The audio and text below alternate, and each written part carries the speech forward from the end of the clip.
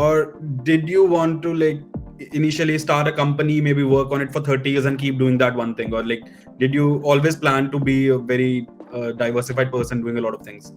So how did that happen? Well, I would say I'm primarily, for those of people who might be in the software world, like I'm basically a product manager. Like I like building product. I'm an engineer. I like thinking about products and systems and tools, which is why I like kind of the EA function as a whole. And I like being with customers. So I like being right between customers and product. And that's generally in a Microsoft vernacular or many of these technology companies, a product manager. And so most of the startups I've done have been, one point is they were a problem I thought was interesting to go solve. Yeah. And for a set of people that I could identify, also thought it was an interesting problem to go solve.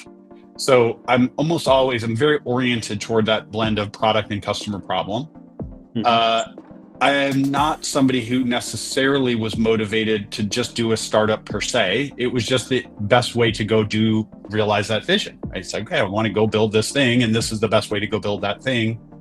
And so each of the companies that I've really started sort of started from that would be cool if that existed. I bet there are other people who want this thing to exist. Let me go find the other people who want to make this exist, and then get the people together to try and build it. So I'd say that's the common theme, not hey, I'm going to start this business to build it or sell it or scale it.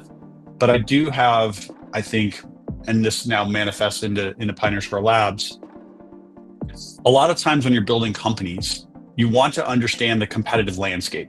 Yeah. Right. Okay, I'm going to go build this thing and I'm going to have to compete with these other people. Part of that is understanding what those products do, but also who are the people who are building them.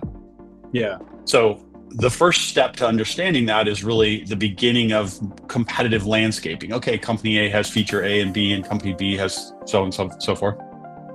Then the next is understanding the people. So oftentimes, if you're building a startup, you can figure out, how am I going to integrate with the big player in the space?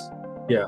But understanding how to integrate with the player in the space, you got to know the people. Who's the VP of product? Who runs corp dev? Who's running M&A?